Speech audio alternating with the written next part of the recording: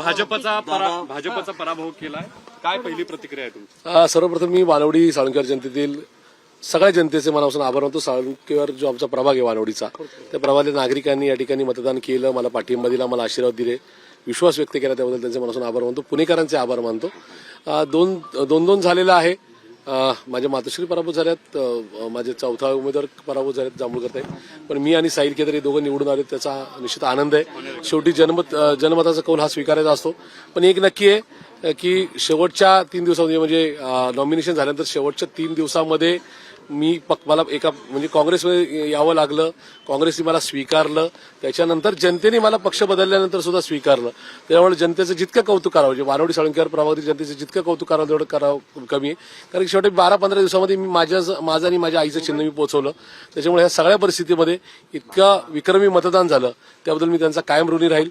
इथून पुढच्या काळामध्ये वानवडी साळुंकेवार प्रभाग असेल किंवा पुणे शहर असेल, याच्यामध्ये काँग्रेस पक्षाचा विचार पोहोचवणे, या वानवडी आणि पुणे शहराचे प्रश्न हे राज्याच्या आणि देशाच्या पातळीवर पोहोचवणे, त्यासाठी वाटेल तो संघर्ष करायची प्रशांत जगतापची तयारी राहील. हा विजय मी वानवडीतल्या समस्त जनतेला समर्पित करतो. शाहू फुले आंबेडकर विचारधारा, काँग्रेसच्या नेहरू गांधी विचारधारेला समर्पित करतो.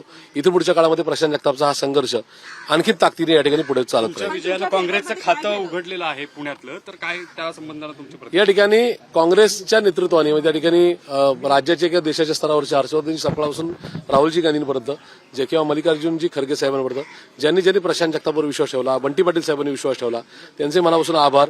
या निमित्ताने माझ्या निमित्ताने काँग्रेसचं या ठिकाणी खातं उघडलं, याचा मनस्वी आनंद आहे.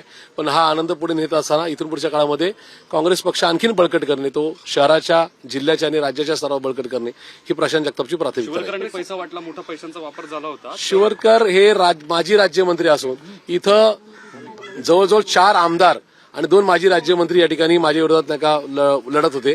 त्या सगळ्यांचा पराभव होऊन प्रशांत जगतापचा विजय हा निश्चित वानवडी साळुंकेवारमधील जनतेचा माझ्यावरचा विश्वास आणि जी विचारधारा असे ना, ज्यांनी मला सोडलं किंवा मला बाजूला करण्याचा प्रयत्न केला, त्यांना पण माझा तो सल्ला आहे की या ठिकाणी शाहू फुले आंबेडकर विचारधारा कालही जिवंत होती, आजही आणि उद्या सुद्धा राहील. राज्याचं निष्ठा जिंकली का?